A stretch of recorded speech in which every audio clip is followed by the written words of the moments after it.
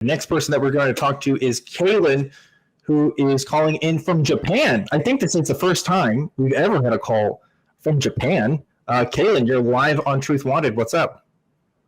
Awesome. Hey, Dan. Hey, Jason. Yeah, I actually want to talk about I'm a theist.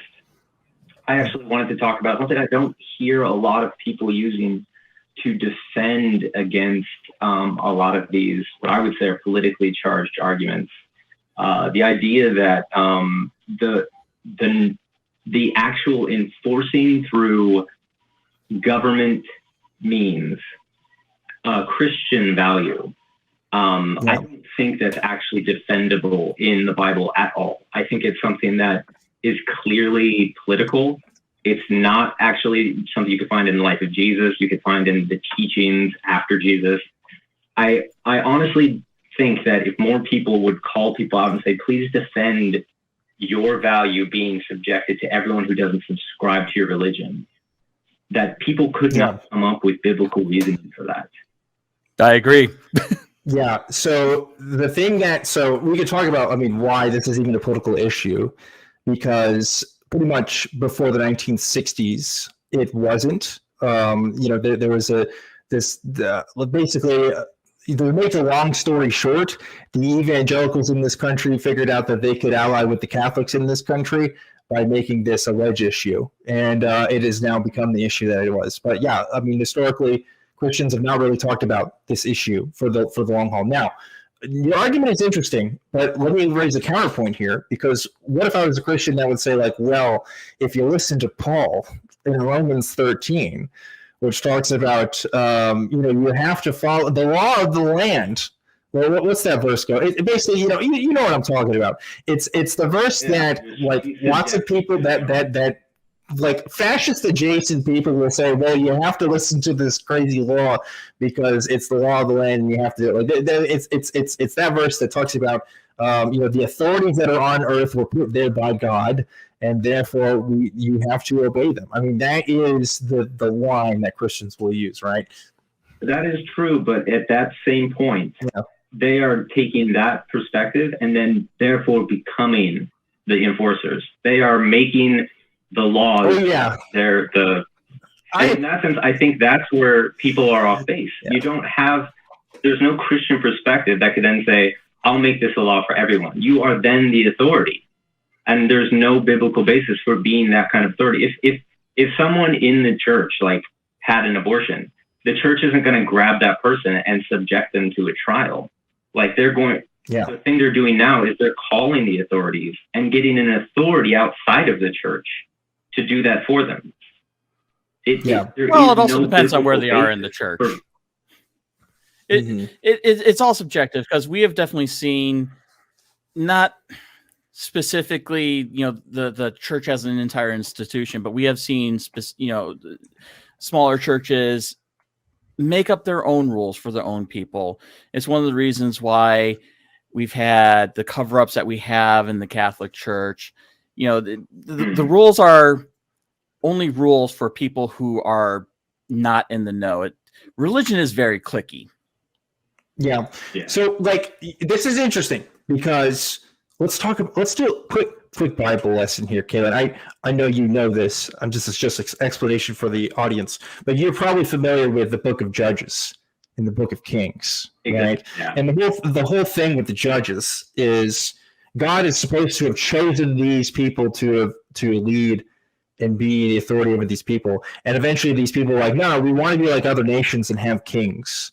And and that is where supposedly they have this fall. And it's so funny, because they'll talk about number 45 and we'll say, he's like David, but David has his flaws, right? But there wasn't supposed to be a David in the first place. They weren't supposed to be kings of a nation, because there was supposed to be a direct through line to God. That's what these judges were. They were like minimalist systems of leadership to kind of like enforce those rules. Obviously, I don't want to live in a system of judges, but it is interesting to see, because, like, the Bible doesn't really have a support for systems of democracy. It really doesn't. The Bible does not care about the individual opinions of people and say, oh, we should vote and think about it. No. It's all about whatever God wants. I mean, that's a pretty clear theme throughout the entire book. And how that's enforced and how that's interpreted is always going to be the point of contention, isn't it, Kaylen? Like, it's always going to be like an issue, I think, in the Christian church, which is interesting. I agree. And I think especially it's important to get people to go back to why they're doing it. And if they can't give a biblical reason, it's political. If someone told me so. And I think in that, I think it's easy to call them disingenuous. I mean, it's also easy. There's the double standard, especially in America, in the Republican Party, where if you come into my house and I have a gun, it's self-defense for me to shoot you. And then at bare minimum, why isn't the same courtesy given to a woman in distress who is fearing for their life? Even if you consider that a full life, self-defense isn't even talked about in that. Well, it's even worse than that. It's even worse than that, because in the Bible, it says that if a woman is screaming in a field, but nobody hears her, it's somehow not rape. Yeah. So, it gets, Old Testament.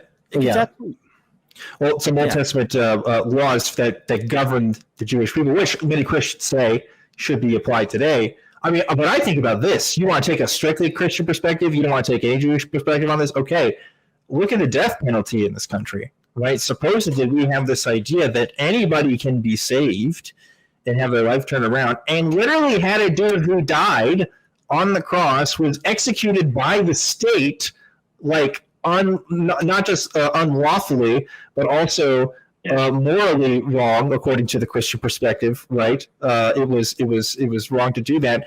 And yet, there are many Christians in this country, particularly in the Catholic Church, but in other denominations as well, who will say, death penalty, like that's definitely a thing, like that should happen, which is like weird. It's crazy. Like, what the heck? Isn't that kind of the whole point of why this religion started, was because a guy was like executed by the state wrongfully, and now we like are totally doing it? Yeah, I agree. It's double standards, but Kaylen, like religion, and this isn't exclusive to Christianity, just religion and politics will always be interconnected. I don't think you can ever separate that. I think your religious perspective is going to inform your political perspective, and obviously vice versa, right? But like how your view of the world and interpretation of the divine and the supernatural, or your tenets and what you keep to and your ideology, is going to affect what you think is going to be the most effective government, and also how you think other people should live their lives.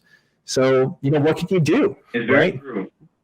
There's a lot. I think a lot of the problem too is with the leaders of a country putting things on a ballot that aren't meant to be what do you think should be done for the country, but it's what do you personally believe about this subject? And it's a disingenuous question on a lot of ballots where people are not being asked, how do you think the country should be run for everyone? It's, what do you personally believe about this specific thing? And then in that sense, they're not even talking about this will be enforced to everyone who doesn't agree with you. Yep. And I feel like the whole system is being manipulated for that reason. And in that sense, I don't think Christian leaders in that sense should be allowed in a lot of ways. Because that's interesting. Manipulation for people's ideology personalized, but then weaponized against everyone who doesn't agree with them.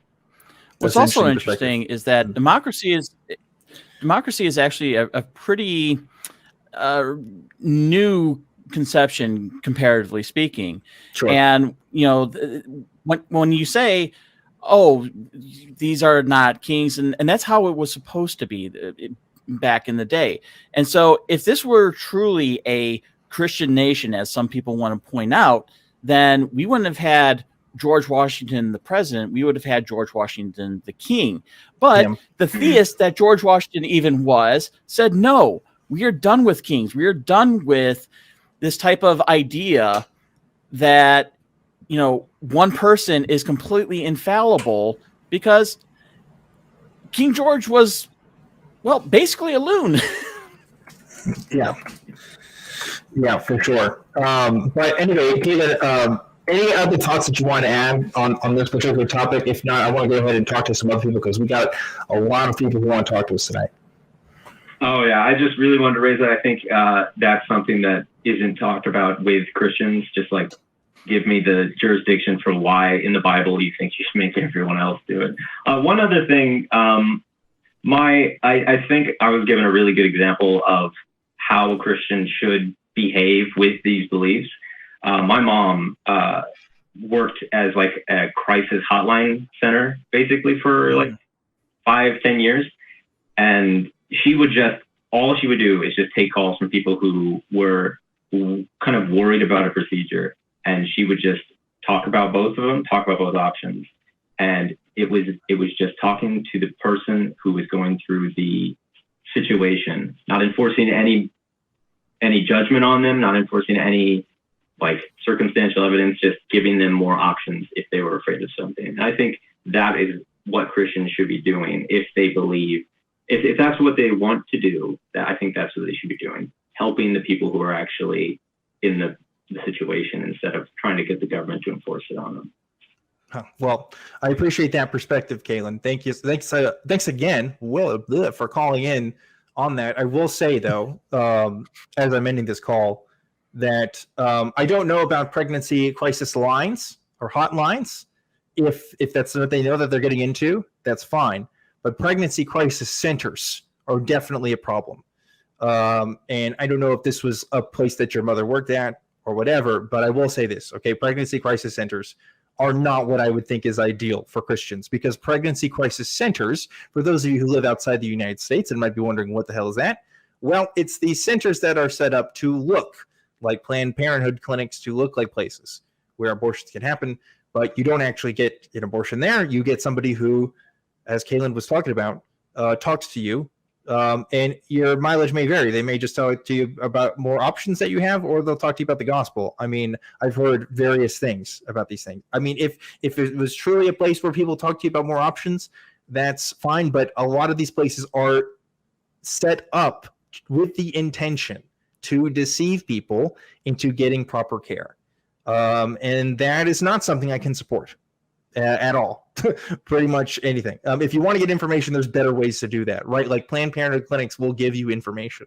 It's not like they're going to be like, oh, you're ready to get this done, and not tell you anything about what's going on, you know? But anyway, thoughts on that call, Jason? No, it's a whole lot better call than our first one. Something that, we largely agree with. Yeah, I mean, like, I think it's interesting that he said that some Christians shouldn't be in positions of leadership. Like Jesus, my interpretation of Jesus, my interpretation of the gospel text was that he was an apocalyptic preacher. I don't think he actually anticipated that there would be a world like after he was gone, at least for much longer, at least while he was alive. It didn't seem like that his early followers interpreted that way either, according to the Gospels, which is why you have these weird things going on in some of the language that talks about, oh, well, they actually mean like, you won't die spiritually instead of you won't die physically, because there's literally some lines in there that says that you will live forever, and some other stuff in there. So I don't think Jesus had any ideas of how to set up a functioning government for people. I don't think that was like really his intention. But it is interesting that Christians will interpret that regardless.